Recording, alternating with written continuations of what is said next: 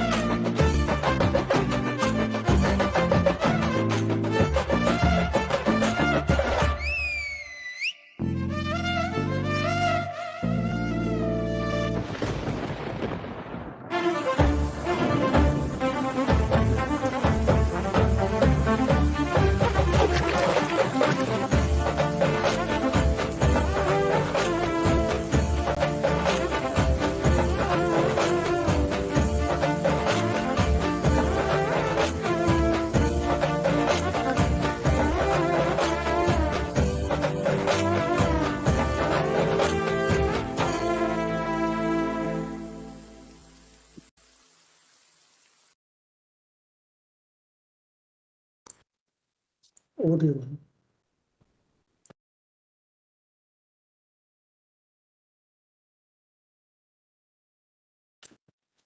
Mansi, ma'am, over to you. Yes, sir. Thank you, sir. Very good morning, everybody, and a warm welcome to the KCIAPM Path Webinar Season 3. I'm Dr. Mansi Gosavi. I'm currently working in the post of professor at Jain Medical College, Belgavi, and I'm a member of the KCIAPM Social Media Subcommittee, through which this Path Webinar series is being organized. A few general comments before the start of the session. I request all the attendees to kindly set the YouTube video resolution at 720 pixels to enable clear viewing of the slides. And please share your queries in the chat box. We will take them up at the end of the webinar. We'll now proceed with today's session, a systematic approach to bladder biopsy interpretation, which is being presented by an eminent speaker, Dr. Jayaram Iyengar, sir. It is my proud privilege to introduce Jayaram, sir.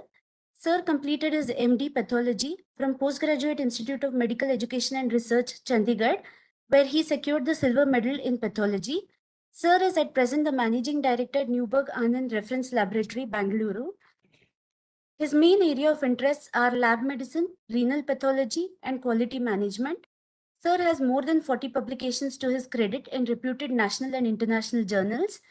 Sir is the recipient of several prestigious awards, including the Kamava Raju Bapaya and Sarojini Devi Oration by the AP chapter of KCIAPM, the Ernest Fernandez Award, and the Dr. P.N. Wahi Academy Oration Award by Indian Academy of Cytologists, and the B.S. Jirge Oration Award. I also had the privilege of being present at 2 award ceremonies, where Sir was presented with the S.J. Nagalotimat Excellence in Teaching Award and the Dr. M.R. Parthasarthi and Dr. A.V. Ramprasad Silver Plaque Oration Award at the annual National CME held at JNMC Belgavi. So with this brief introduction, I now welcome Sir and request you to please deliver your webinar on systematic approach to bladder biopsy interpretation. Over to you, sir. Thank you, Dr. Mansi, and very good morning to you all. I'll share my screen now.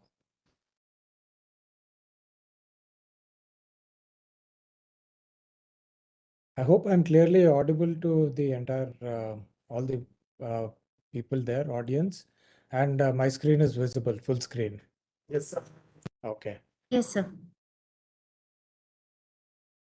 So the head of the mouse is shaped like the bladder, or is it the bladder shaped like the head of the mouse. And you can find the answer for yourselves. What is important here is the bladder is it's a triangular shaped organ, anatomical location, all of you know. It's got a trigone, it's got the base of the bladder, it's got the apex. Apex is on this side.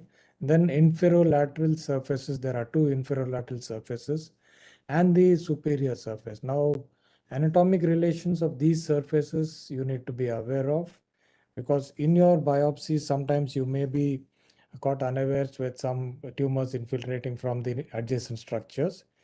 Other than that, there are certain varieties of tumors that occur more often in certain parts of the bladder, like the urachal carcinomas occur in the apex, in the urachal area. Squamous carcinomas occur in the trigone area very commonly. Paragangliomas occur in the trigone area, and so on and so forth. So it's good to have a knowledge of the anatomy of the bladder and the neighboring the organs which are there. So the basic plan of my talk, which I would cover within the next 45 to 50 minutes or so. If I'm exceeding time, please alert me. I'll cover the basic aspects of the anatomy we've already done. Histology of the bladder, you need to understand that, because a lot of prognostic factors depend on your the description of the extent of the tumor, for which you need to understand the histology properly. A quick run through the inflammatory conditions of the bladder and the latest WHO classification, how it is different from the earlier classifications. And of course, a few cases I will run through the talk. Fortunately, in bladder pathology, the need for molecular diagnostics, the need for biomarkers, still is not felt as much as in other areas, and they still need to stand the test of time. So I may bring in a couple of points here and there about the molecular abnormalities of particular urothelial tumors, but I'll not dwell too much on the molecular requirements, molecular diagnostics, or the biomarkers, or even for that matter, the immunohistochemistry, because we need to understand here that morphology still seems to be the backbone or the strongest point, which would help you in not only in the diagnosis, but also help the clinician in deciding the mode of treatment and prognosis for a given patient. Okay. The entire talk is kind of based on three major references. One is this wonderful book, which is authored by Jonathan Epstein, Meo Lamin, and Rota. It's an old book, but it's a really good book, very concise, handling of all these lesions in the bladder. And of course, the Bible. Without the Bible, I don't think we can talk much about the urinary or male or any tumors for that matter. And this review article, which has come in 2023, is a good sum up of the entire fifth edition of the WHO, and highlighting on certain important aspects of the latest 2022 standard. So these are the references which I'll be following mainly. But mind you, most of my microphotographs are from in-house material, and those where I've had to download from textbooks or from the article, I've tried to highlight them, I try to mark them, or I'll make a mention of them in the passing. Now coming to the bladder itself, the histology of the bladder, like any other mucosal surface, it's got an epithelial lining, which is the urothelium, and it's got lamina propria and the muscle layer, and of course adventitia comes beyond muscle layer. Now let's try to understand each of these, because they are important for us. The normal urothelium varies from 2 layers to 7 layers in thickness, depending on the status of distension of the urinary bladder. and it's comprised of multiple layers of urothelial cells from the basal layer to multiple layers, and the luminal surface is covered by the umbrella layer. This superficial umbrella layer keeps changing in its shape from pyramidal to flat, depending on the state of distension of the bladder. And it may show some amount of pleomorphism, it may show some binucleation, which you should not be alarmed about. Beneath the mucosa, you have a loose area, which is the lamina propria. And this lamina propria contains wisps of smooth muscle, which is called the muscularis mucosae. And usually, along with the muscularis mucosae, you would find variably sized blood vessels, thin to medium sized blood vessels, and there is an edematous stroma. You may find some adipose tissue even in the lamina propria. So the muscularis propria is part of the Muscularis mucosae is part of the lamina propria, and it's very important to identify muscularis mucosae and not mistake this muscularis mucosae to the muscularis propria or the main detrusor muscle. The muscle in the muscularis propria, the fibers may be hyperplastic at times, but still they retain their haphazard borders. And in a given case, usually they can be identified on morphology, but in a given case, if you need to do some additional markers, some people have tried a combination of smoothilin and vimentin to differentiate between the muscularis propria and the muscularis mucosae, and it has been found that the muscularis mucosae is strongly positive for vimentin but very weakly positive for smoothilin, in contrast to the lamina propria, which is strongly positive for smoothilin and negative for vimentin. But by and large, these are not used in routine practice. And as I said, it's not unusual to find adipose tissue within the lamina propria. Identifying the muscularis propria is of utmost importance in a biopsy because your staging of a tumor depends on whether it is infiltrating the muscularis propria or not. And there are three layers. There is a middle circular layer and an inner and an outer longitudinal layers. The circular layer is the most prominent of the three layers of the muscle, and the muscularis propria, the muscle bundles are more compactly arranged, they are more organized, and they are larger and thicker, and the margins are well defined, unlike the wispy margins of the muscularis mucosa. But I'm sure every pathologist would find themselves against the wall in a given biopsy with the knowledge that there could be multiple artifacts in the biopsy, there could be a total loss of orientation of all these layers in a given TUR biopsy of the bladder.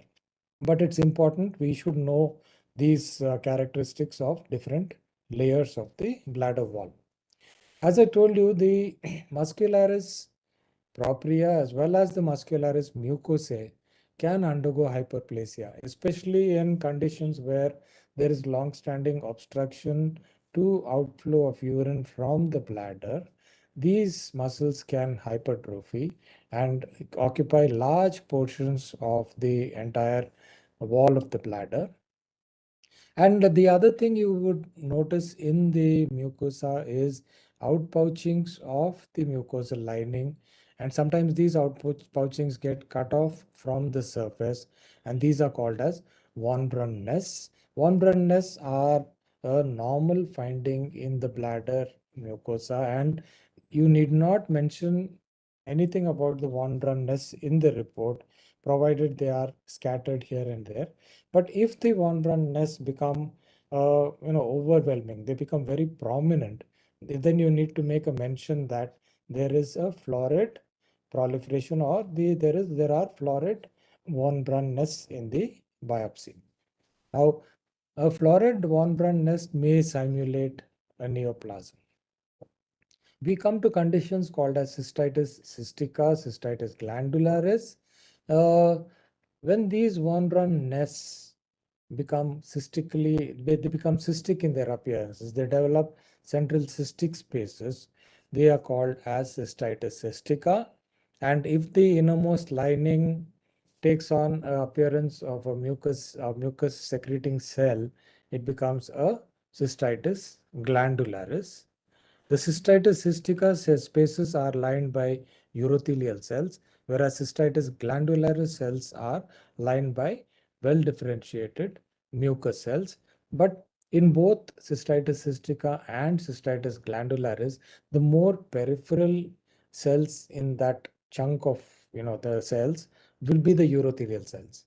Now, if you find exclusively mucin secreting cells or glands which are lined only by mucin secreting or goblet cells without the urothelial lining, then it is called as a intestinal metaplasia. Okay.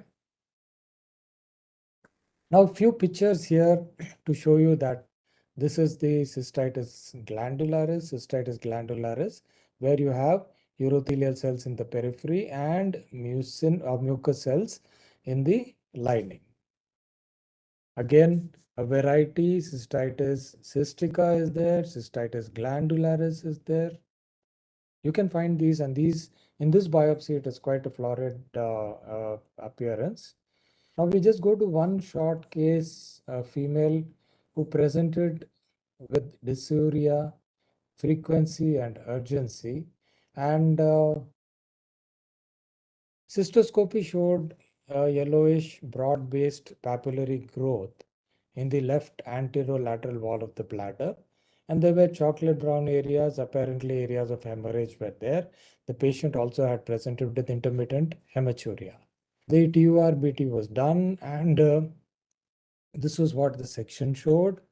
The urothelial lining is slightly hyperplastic. There was no significant ATPR, no loss of polarity. Outpouchings which are there, which are the von Brunn nests. Then we have areas like this, which are the cystitis cystica, cystitis glandularis. So the entire spectrum of changes were there.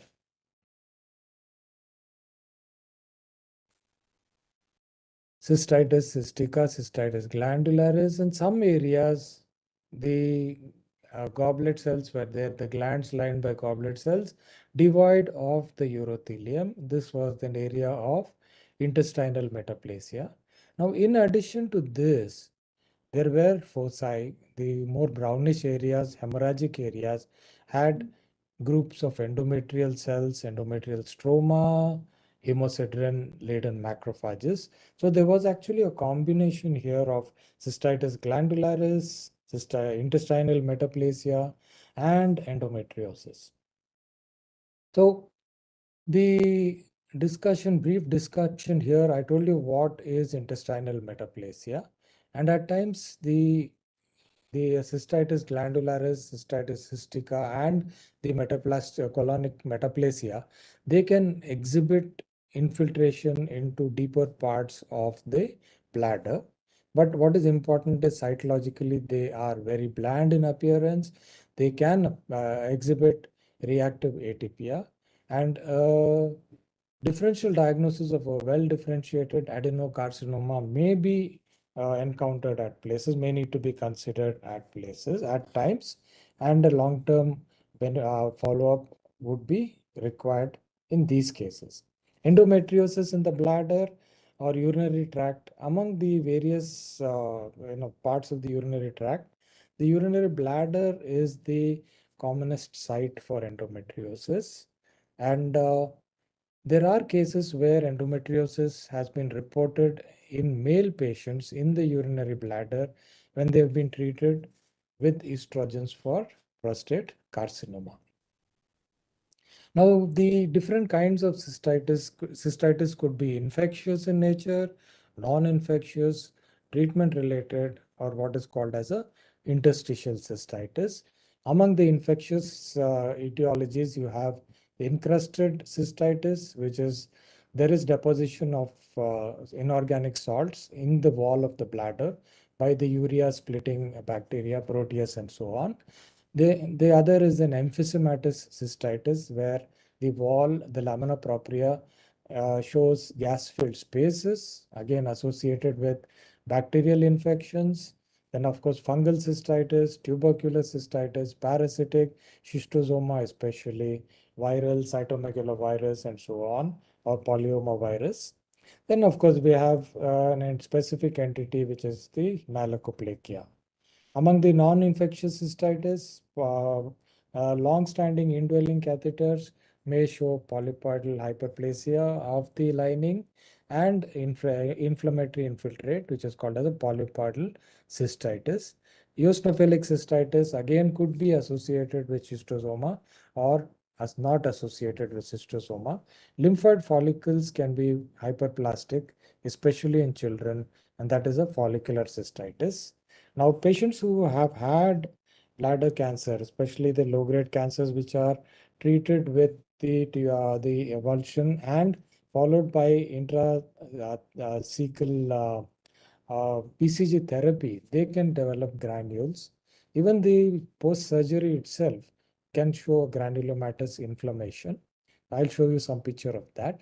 Then radiation, chemotherapy, surgery itself, they all give rise to inflammatory changes in the bladder wall and interstitial cystitis.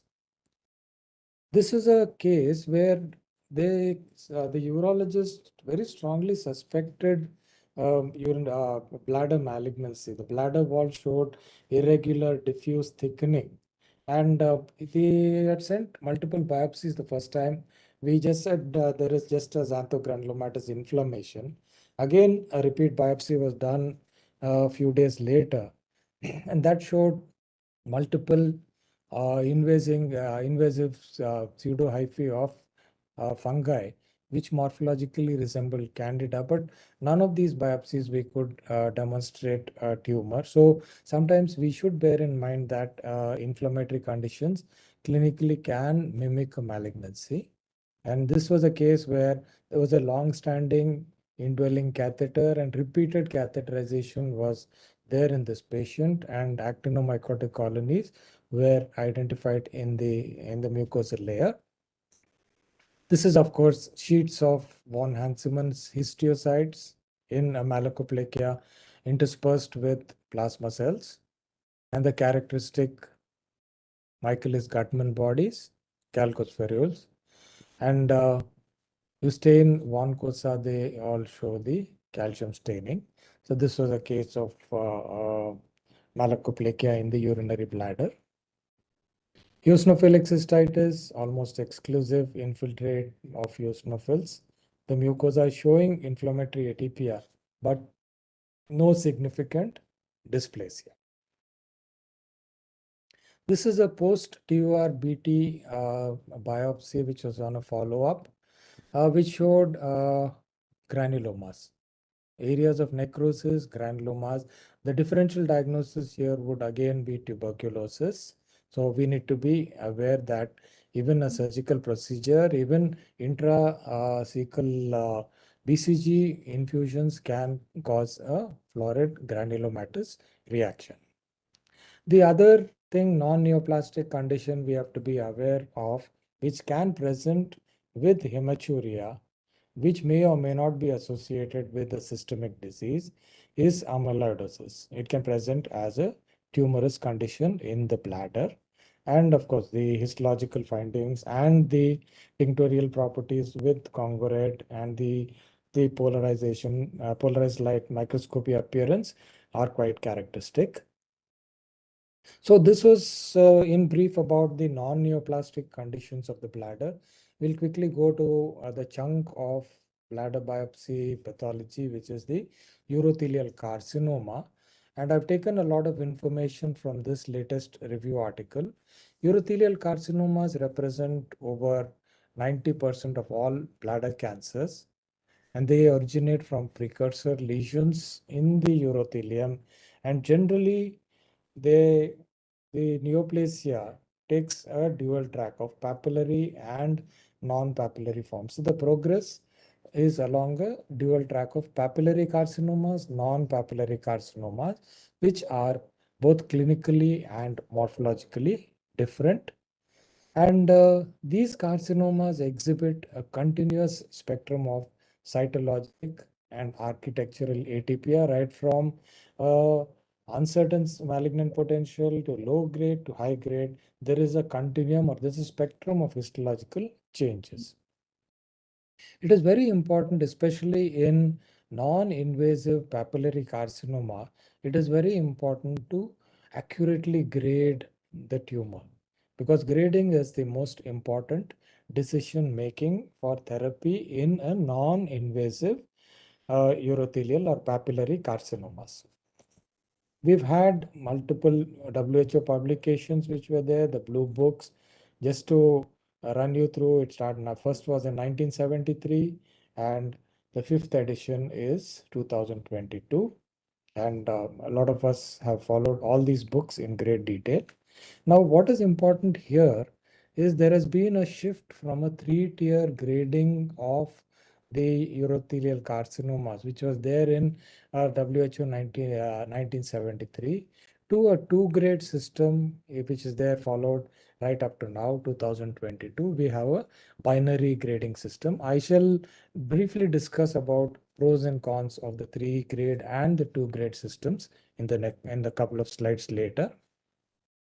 So if you compare WHO 2016 to WHO 2022, in the 2016, they had introduced two entities. One was urothelial dysplasia and the other was urothelial proliferation of uncertain malignant potential. But over the last 6 years, it was realized that these entities actually do not have any clinical correlation, reproducibility, and so on.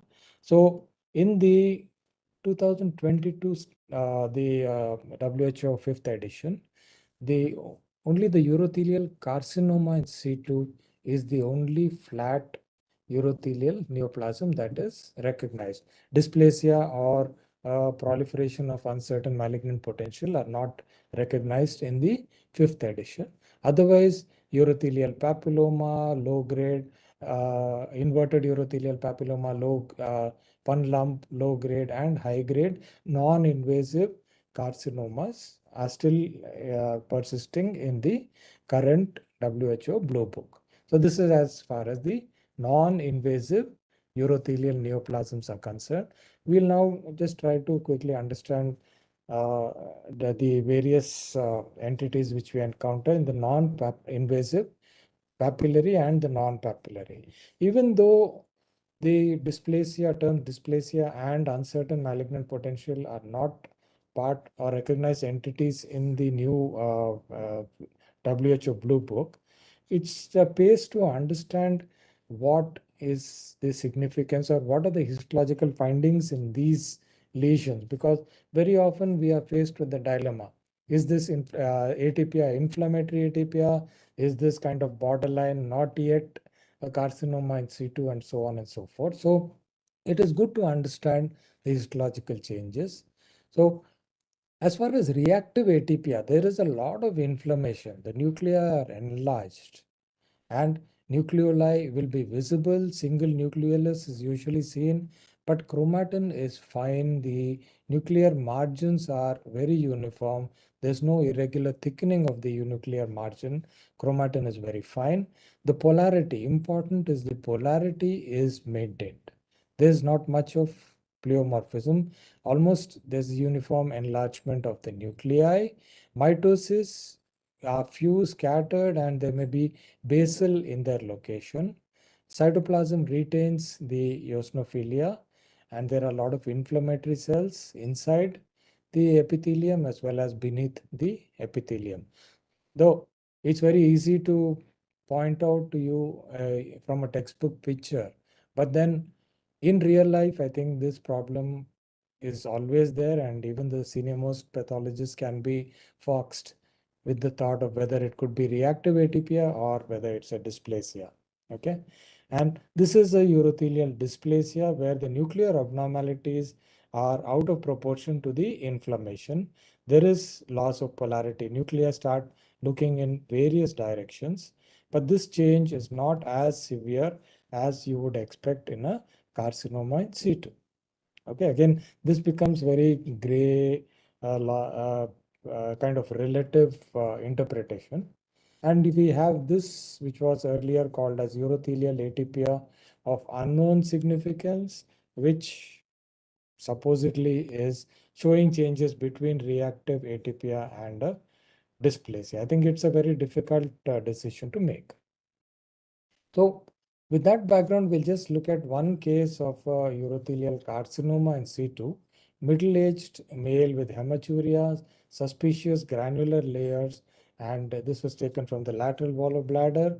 We see that the lesion is a flat lesion. There is no infiltration into the lamina propria. So it's a non-invasive flat lesion, and then there is a lot of pleomorphism here, loss of polarity of cells. A lot of cells seem to have dropped off, and then single cells seem to be clinging onto the surface. Mitosis are increased. Pleomorphism is marked. Inflammation is not too much. So this is a case of a carcinoma in situ, which is a flat lesion of the bladder. It's non-invasive. If it is invasive, you just call it invasive urothelial carcinoma. So urothelial carcinoma in situ shows unequivocal severe cytologic atypia. There may be denudation of the epithelium. There may be hyperplasia of the epithelium. Lamina propria shows inflammation, edema, but there is no invasion of the tumor cells. They've described different kinds of carcinoma in situ, histological variants of carcinoma in situ, but none of them seem to have any clinical significance. In a given case, if based on the pattern, based on nuclear features, you still are not able to clearly differentiate between reactive atypia and a carcinoma in situ, you may employ immunohistochemistry with CK20, P53, and a CD44. In reactive atypia, CK20 is present only in the superficial umbrella cells. P53 staining is very focal, and CD44 staining is only in the basal cells and in the cells around, just above the basal cells, intermediate cells. Whereas in carcinoma in situ, CD44 is negative, P53 and CK20 are strongly and diffusely positive. But again, this may not be used routinely in bladder pathology. So histology is the hallmark on which most of us rely upon. This is the CK20 in carcinoma in situ. This is the CK20 in a reactive epithelium where the umbrella cells are positive. This is P53 in carcinoma in situ, and this is CD44 in a normal epithelium. This will be absent in carcinoma in situ. One should realize that in a given biopsy, especially those cases where bladder biopsies are taken from multiple sites in a suspected carcinoma, or bladder biopsies are repeated as a follow-up, one realizes that the surrounding mucosa around the case, the main lesion itself, shows a lot of changes. So obviously there is a widespread mucosal unrest in the bladder. So you see this was a case where we had a non-invasive papillary carcinoma which was reported, and on a follow-up, they had, for some reason, they had done a cystectomy on this, suspecting that there is extension or multifocality. But we realized that there is extensive carcinoma in situ changes in the bladder. There's a lot of atypia, and severe dysplasia is there. So one should realize that it is not a focal thing. The entire mucosa may show unrest in a given case. So we'll quickly run through the urothelial tumors, the papillary urothelial tumors, the non-invasive ones, how the continuum of changes will help you in identifying whether it's a papilloma or a pun lump or a low-grade or a high-grade non-invasive papillary carcinoma. Okay. The urothelial papilloma, again, you do not go by the number of layers, that the carcinoma will have more layers, papilloma will have less layers. It all depends on the status of distension of the bladder. It all depends on the orientation of the biopsy and so on. So number of layers is not important. What is important is the papillomas, the branching is simple. There is no fusion of the papillae, and the stalks are slender. Okay, then there's no complex arrangement. The cytology, very little pleomorphism. The polarity of cells is very well maintained. There's no loss of polarity. There are no mitosis. Okay. Usually, even if there are recurrent papillomas, there is no progression of the histological severity. This is how a papilloma would look like. And these are the sections of the thin uniform papillae, which are non-branching, which are not complex, they're very simple, no loss of polarity of cells. There are certain mutations which are detected in papilloma, but very few. HRAS and KRAS mutations are seen. So we go to the next entity, a male aged 45 with urinary symptoms for 6 months. Cystoscopy showed a papillary growth. Now comparing with the previous one, you notice here that there is a lot more blueness. There's a lot more cellularity. There's a lot more crowding of the cells, but still the papillae appear to be simple. They are not fused together. The polarity of cells also seems to be maintained well. And this is a pundlum. So if you have a papilloma with crowding of cells without loss of polarity, you should consider it as a pundlum and advise that a follow-up is indicated. Because sometimes what happens, these are pictures of a pundlum. So sometimes what happens in a pundlum, I'll show you in the next slide, pundlum can show some more mutations compared to the papilloma. Sometimes what happens in apparently a biopsy which looks like a pundlum, you see closely there are areas where there is disarray of cells.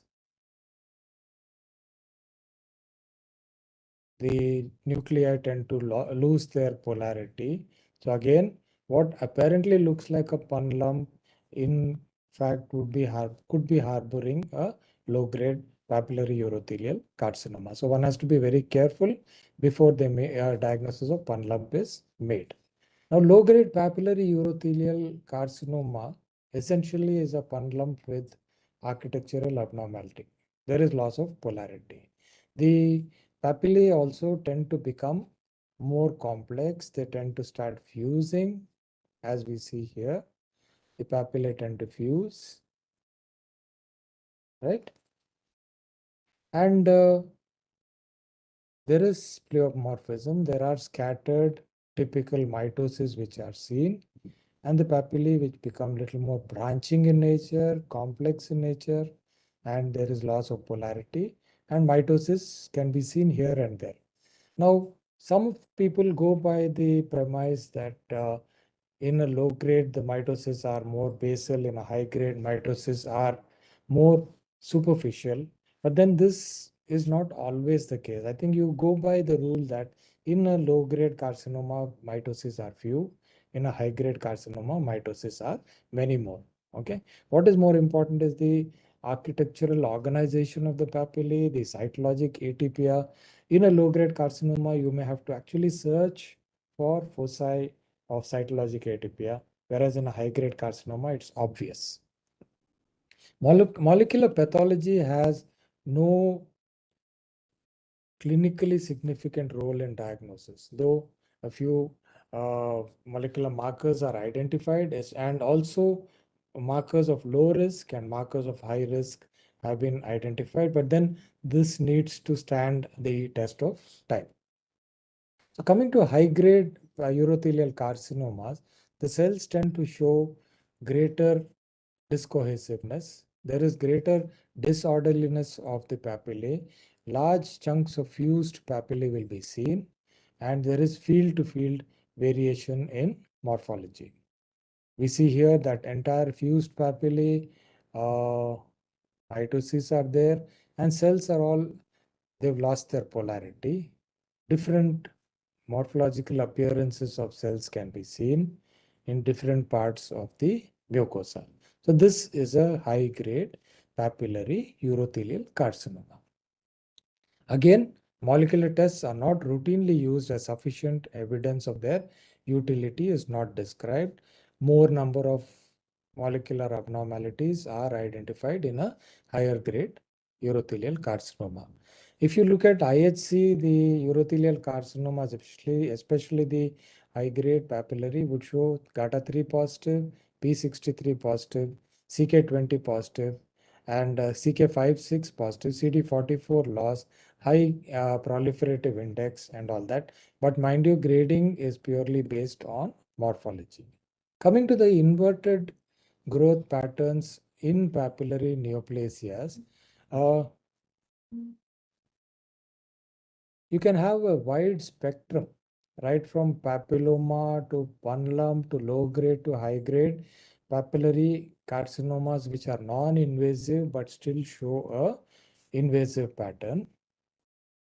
What is important here is to note that the margins are pushing and they enter into the lamina propria.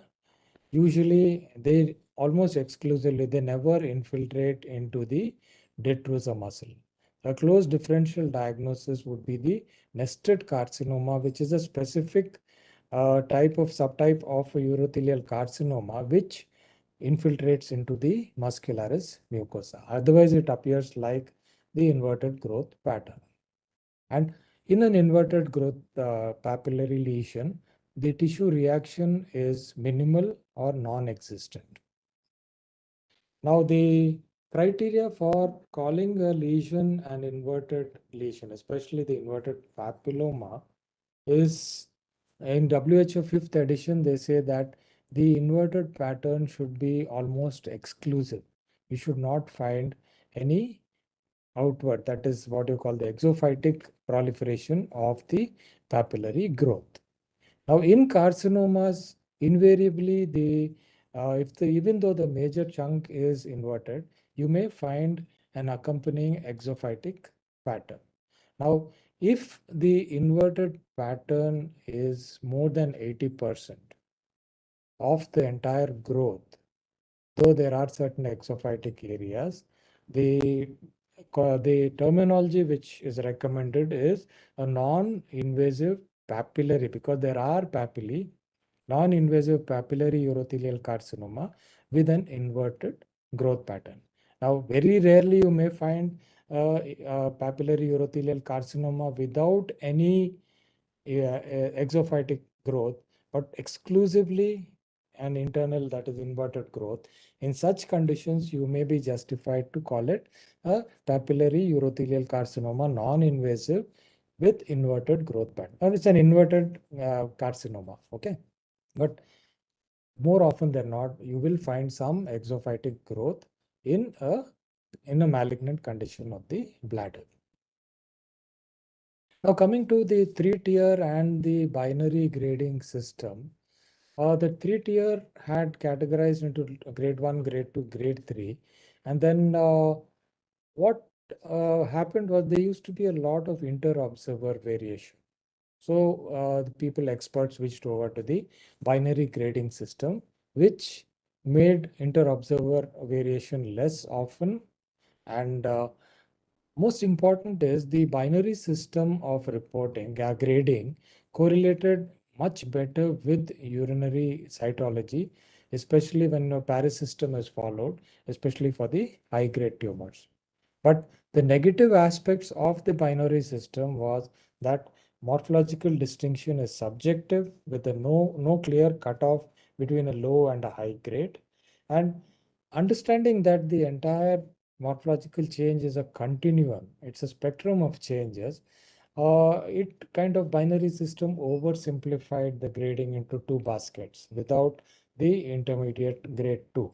Okay, so these were the minus aspects, but by and large, the binary system is being followed by all the experts in urological pathology. There was an article in 2017 which noted that with the binary grading system, there was a significant migration of grade from low grade to high grade. So that the grade 2 part of it was all being moved more and more into the high grade. And this grade migration, they realized, actually does not correlate with the disease progression, with the disease outcome.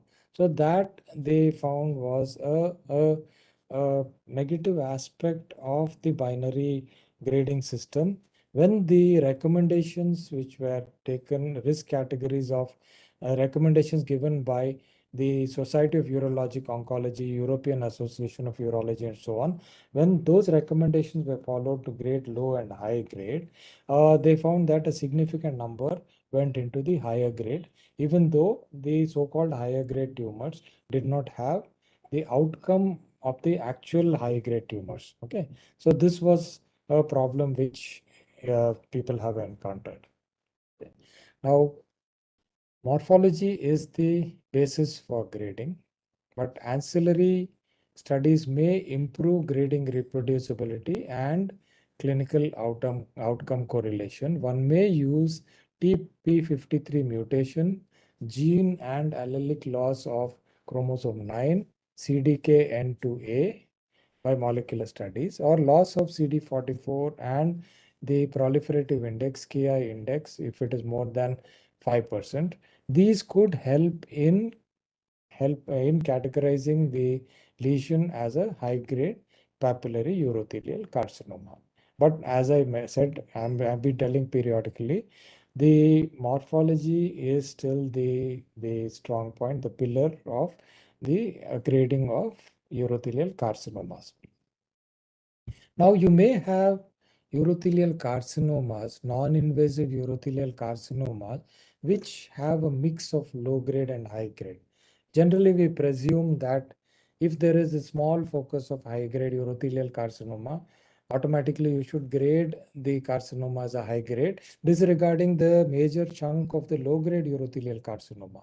This is now, there are clear-cut guidelines how we need to report this. So please pay attention to this. So papillary urothelial carcinomas can show a mix of two grades within the same tumor. Now, the significant high grade. Now, you may have a low grade or a high grade carcinoma. And if a high grade carcinoma is occupying more than 10% of the entire tumor, then it would behave like a high grade carcinoma. So here again, extensive sampling would be required if you find mixed patterns. So tumor with minor component of high grade. Earlier it was thought as 10% being the cutoff. There were publications earlier, but now it is known that if the high grade component is minor, it would actually behave like the low grade. And WHO 5th edition has recommended 5% as the cutoff. If more than 5% of the tumor shows high grade morphology, it automatically is categorized as a high grade urothelial carcinoma. If it is less than 5%, then you call it as a predominantly low grade carcinoma with a minor high grade component. This is the article which I was telling you that they had taken 10%. But now 5% is the cutoff which the WHO 5th edition recommends. So this is as far as non-invasive urothelial carcinomas, the flat lesions, as well as the papillary lesions are concerned. We now come to broadly the invasive urothelial carcinomas. The grading of invasive urothelial carcinomas again is just like the low grade or high grade, but then it's not like the low grade or high grade, because if you find invasion, please remember this, if you find invasion, automatically you categorize this as a high grade urothelial carcinoma, because invasion is usually associated with high grade, and any tumor with myoinvasion is considered as a high grade regardless of morphology. Now the invasion can be in the form of nests, cords, trabeculae, clusters, or single cells with a desmoplastic stroma. It's very important to assess the depth of invasion because this helps in correct staging, and the stage of the tumor is the most powerful prognostic indicator. The lamina propria, including muscularis mucosae, if the tumor is invading the lamina propria and not invading the muscularis propria or the detrusor muscle, it is a PT1 stage. If it invades the muscle, it is a PT2 stage. I think this is common knowledge to all of you. Tumors of PT2 and beyond are managed with definitive surgery or radiation with or without adjuvant chemotherapy.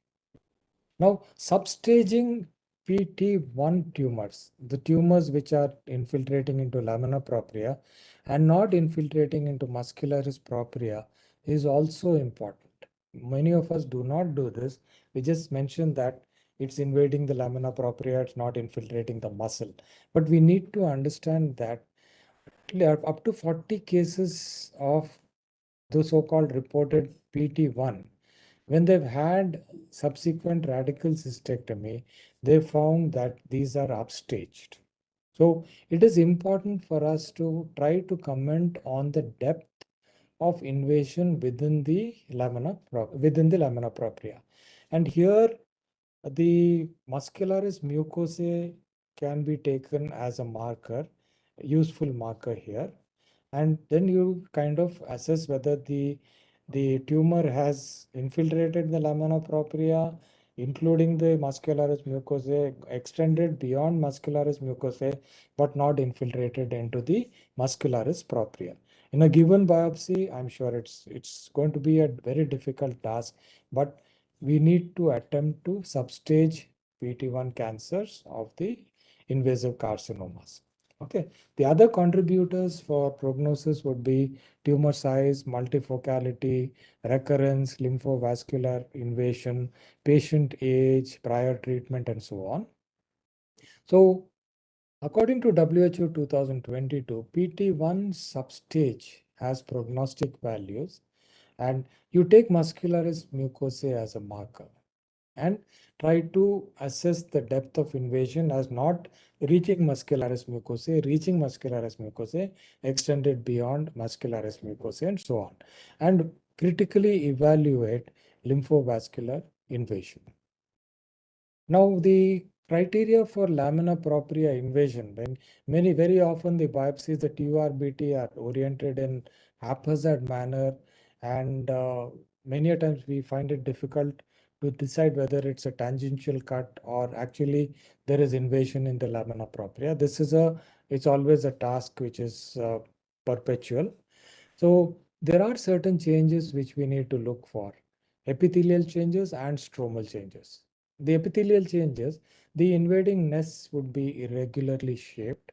You may find single cells infiltrating into the lamina propria, or obvious disruption of the basement membrane or absence of basement membrane. Perhaps a PA stain may help in delineating the basement membrane, or the cells which are infiltrating into the lamina propria may show paradoxical differentiation. When I say paradoxical differentiation, it could be of a higher grade or even a lower grade compared with the major chunk of the epithelial tumor. Okay, so that paradoxical differentiation needs to be looked for. The stromal changes, stromal reaction, desmoplasia, sclerosis, a lot of retraction artifacts happen, and that is where one has to be careful in seeing whether it's a lymphovascular invasion or a retraction artifact. There is inflammation, neovascularization at the tumor stroma interface, myxoid changes can happen, and the other is pseudosarcomatous change. So when there is infiltration by tumor, the stroma may become bizarre in its appearance, like the pseudosarcomatous change. So again, here it's important to understand the orientation, important to identify the muscularis mucosa, muscularis propria. This I've repeated very often. So this picture needs to be in your mind always when we are looking for depth of invasion. Invasion can be in the form of single cells, can be in the form of groups of cells. There is a stromal reaction. Irregularly shaped nests can be there. Retraction artifacts, be wary that it may not be a lymphovascular invasion, but a retraction artifact. If a nerve is visible, perineural invasion, I think this is a good marker for infiltration. Full thickness, there is muscle is invaded here, muscularis propria is invaded, there is adventitia here. So obviously this is invasive. And just to show you a few patterns, single cells dropping out, lymphovascular invasion, again, the stromal inflammation, stromal interface, and so on. So the pitfalls here would be tangential sections, a lot of cautery artifacts, obscuring inflammation. Then you're not certain whether the deep muscle is there or not, whether the muscle that you're seeing is muscularis mucosae or muscularis propria. If you are sure that it is muscularis propria, only then you comment or commit that you have identified muscular propria. If you have a doubt, please leave it ambiguous, express your doubt to the urologist and leave your report as such. If a biopsy does not contain muscularis propria, you say, I'm not able to identify muscularis propria, you correlate with all the other findings, okay? And be wary of retraction artifacts. Do not overdiagnose vascular invasion. Then this is a nested carcinoma. Again, cells with varying sizes. So be aware that you can still have a monotony in an invasive cancer. Be aware that you may have retraction artifacts. Now, quickly running through the classification of the invasive urothelial carcinomas. Conventional urothelial carcinoma, there's no divergent differentiation. You may have a lot of divergent differentiation, squamous, glandular, trophoblastic, Mullerian differentiation. And earlier, the different patterns were called variants, but now the term variant is junked and they are called subtypes. Micropapillary, nested, tubular, microcystic, large nested, lymphoepithelioma like, so on and so forth. So these are all called variants of the urothelial, rather subtypes of urothelial carcinoma, not variants of urothelial carcinoma.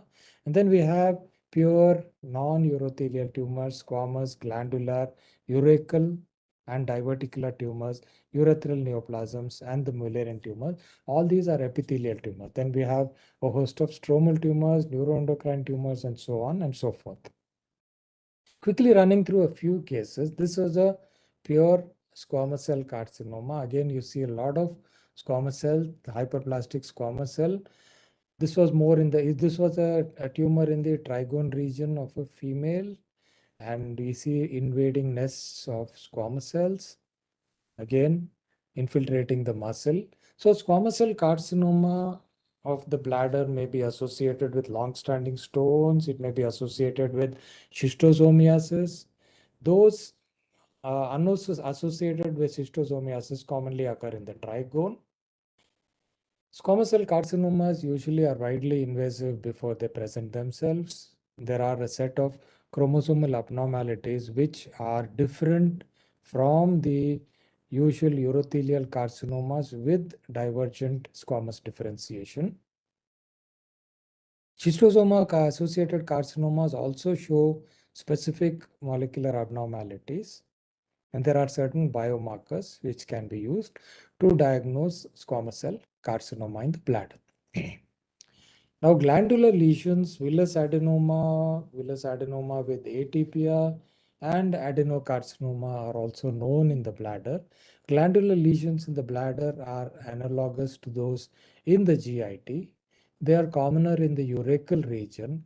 Now, villus adenoma, as we see here, usually the villus adenomas in the bladder are associated almost always with a low-grade dysplasia. Now, we need to carefully sample villus adenomas because at least 40% of them may be associated with carcinomas in some part of the biopsy. This is a urethral adenocarcinoma at the apex of the bladder. What is important to note here is this is a kind of a non-bladder tumor. So the application of TNM staging as we routinely use for a bladder carcinoma may not be very useful. That's what the books say. People have used the Sheldon system of grading. This is a nested urothelial carcinoma, very easily mistaken for a florid cystitis, cystica, cystitis glandularis, and so on. But you see these uniform cells which are extending into the lamina propria, infiltrating the muscle. So this becomes an important finding in a nested urothelial carcinoma. Sometimes you're faced with a problem whether the tumor is arising in the bladder or is infiltrating from the prostate, especially in this case of a tumor in the verumontanum in an elderly male. We had this dilemma again, resorting to IHC, a PSA being positive, AMACAR being very, very focally positive, GATA3 uroplakin being negative. They may help you in deciding whether the carcinoma is from the prostate or from the urinary bladder. Paragangliomas, they can occur de novo or infiltrate from the adjacent structures. Primary paragangliomas more often in the trigonal area of the bladder, and they may be functional or non-functional. Leiomyosarcomas are the commonest sarcomas in the bladder, but basically sarcomas are not common malignancies that occur in the bladder. So the take-home messages with this talk, I obviously have not been able to cover all the other lesions. The take-home message here is the classifications of tumors are dynamic, but certain basic criteria largely remain unchanged. There may be minor modifications in the cutoff values, but the basic criteria in bladder pathology remain unchanged. At least till now, bladder morphology is the key to prognosticate non-invasive and invasive tumors of the bladder. Divergent differentiation is often present, and one needs to be careful in overdiagnosing primary non-urothelial carcinomas in the bladder. IHC and molecular studies can be used, but they need to stand the test of time. And beware of artifacts associated with the procedure itself, the TURBT. A lot of cautery artifacts can happen.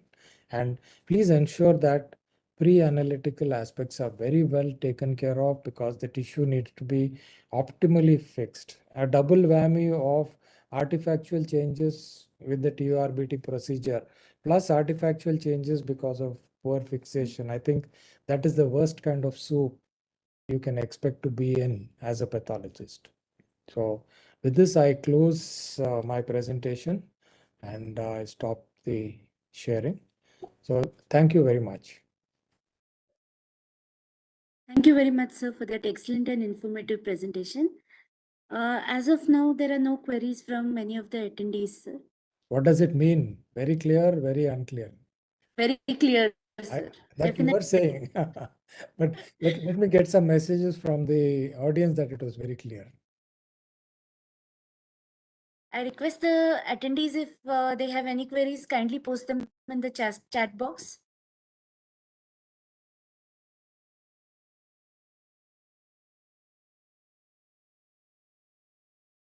How many people are in attendance? So almost 95 to 100 people are attending, sir. Okay, good. So if 100 have no queries, then I'm happy.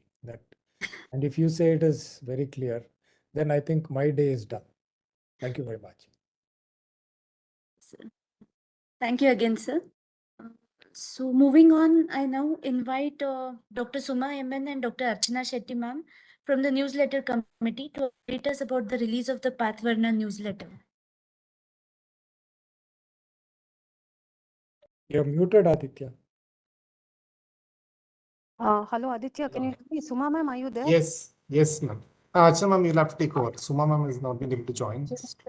Okay, very good afternoon, everybody. Good afternoon, Jayaram sir. It was absolutely lucid, wonderful talk as always, and we love to hear you always. And thank you to the SoMe Thank you. channel and Aditya representing the KCIAPM for giving us a platform to release our newsletter. So again, do I confirm Suma ma'am, is she there? Do we have Suma ma'am with us? She's just joined us, but Yeah, not able. Soma ma'am, are you audible? Archana ma'am, please go ahead. yeah. Yeah, Aditya, can you just officially now show how the first cover page of the first issue of 2023 will look like? Are you able Yeah, to see? so this is the official newsletter of the KCIAPM. Has Suma ma'am unmuted herself? So do I continue? Yeah, Please I'm here, continue. Archana. Thank you so much. Yes, ma'am. Hello, everyone. Can you hear me? Yes, ma'am. ma'am. Please go ahead. Okay. Hello, everyone. Good afternoon, everybody. This is Dr. Suma here. I'm an associate professor from Kidwai Memorial Institute of Oncology. I represent the newsletter committee, and on behalf of newsletter committee, I'm very happy to share that we have brought out the first issue for this year. And cover page, as you all can see, it's a beautiful collage of the path art. These were the entries that was accepted for AppCon 2022. And if you can scroll, we can see the next page, which is the contents that is there in the present newsletter issue. So we have a lot of articles that are lined up, and we are introducing the new executive members in this issue, along with our new president and the new vice president. Their messages in the present issue. Then we have a lot of poems and prose which are written by our own pathologists.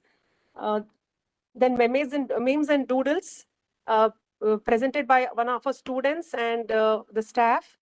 Then there is a very interesting interview by which was conducted by Dr. Namrata and Dr. Sanjana with Dr. Vikram Deshpande. This is one of the highlights of our newsletter. Dr. Archana and Dr. Ranjana have worked up or have compiled all the articles and poems for this newsletter under the guidance of Dr. Vijay Shankar and Dr. Nivedita ma'am. And not to forget, Dr. Aditya has toiled much to put up a nice write-up for AppCon 22, which was held at MS Ramaya Medical College in December 2022. And and there's a huge photo gallery showcasing all the NPD celebrations and various CMEs across the state. Hope you all enjoy reading these articles as much as we enjoyed doing it for you. And I also request more number of entries for the coming issue. Thank you very much. Suma ma'am, thank you so much. If I can add in, from our side, from the editorial team, we would definitely like to thank you, Suma ma'am. She's been the main coordinator for the issue this time. So last moment also there was lot of work piled up, all of us working from different corners. Thank you so much, ma'am, for coordinating and helping in the timely release of this issue. And as ma'am rightly said, Aditya, thank you so much for all the inputs and giving such a wonderful look to the newsletter. And all of you, I'm sure the next issue of the newsletter is scheduled to be released in the platform of the CAPCON at Father Muller's Medical College. So please send your entries and get a wonderful chance to be showcased permanently on this newsletter. So thank you so much. That's it from our side. Yeah. Thank you, Aditya. Thank you, Suma ma'am. Yeah, thank you very much. Thank you, Archana ma'am. Thank you, Suma ma'am, for this very special issue from the newsletter subcommittee of KCIAPM. This committee is actually working extremely hard to ensure that we get two very good quality newsletters on par with the Path magazine from the KCIAPM, which also covers interesting articles and also the activities which are conducted by and also supported by KCIAPM. So many thanks. The next issue will be even grander, but this issue will be released to all the members through either mail or WhatsApp in a couple of days. Thank you all. Thank you, ma'am, for such a wonderful contribution, and the entire newsletter subcommittee also for the efforts put in. I think, Mansi ma'am, I think you have a query for Jayaram sir. Yes, sir. Jayaram sir, Dr. Kirti wants to know the difference between punlump and low-grade papillary urothelial carcinoma, especially when there are overlapping points. Now, when you say overlapping points, now if you are finding areas with loss of polarity, And if you're finding scattered mitosis, some complexity of the papillae, then you don't make the diagnosis of pun lump. You call it a low-grade urothelial carcinoma. Okay, now if that is not there, so the thing is like papilloma with crowding with no loss of polarity is pun lump. Pun lump with loss of polarity and foci of cytologic atypia, scattered mitosis is low grade. Now you low grade with which a tumor, papillary tumor with very frequent mitosis with very easily identifiable variations in morphology with complex papillae fusion, you take it as a high grade. So I think that would be the very basic differentiation between them. Now getting a pun lump with a higher, that is the low grade areas, you automatically will call it as a low grade carcinoma.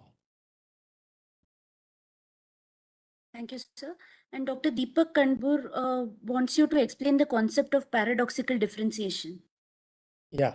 Now, I said that. Now, paradoxical differentiation, sometimes what happens, the bladder mucosa is known to have a lot of divergent differentiation.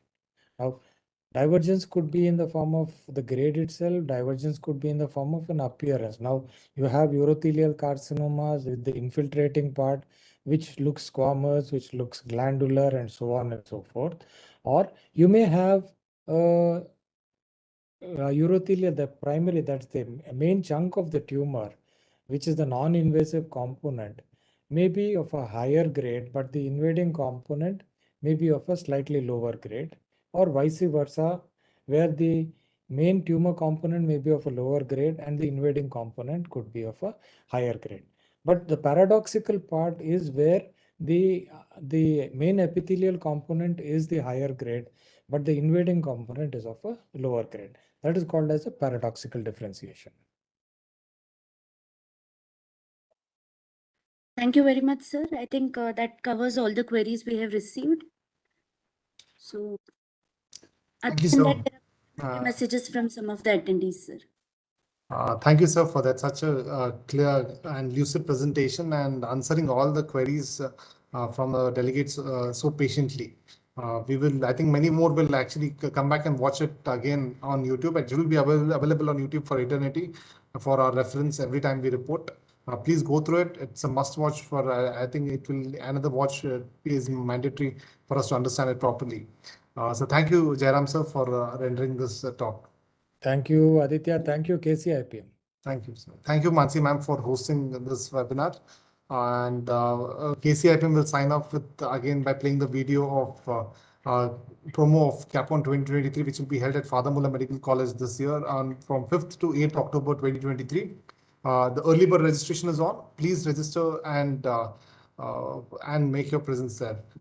Please watch this video.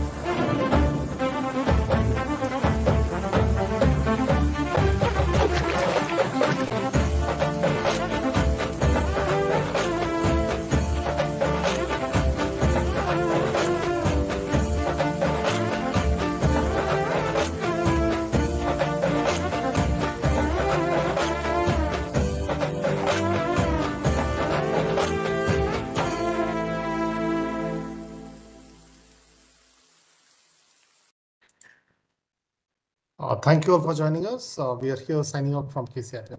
Thank you for joining.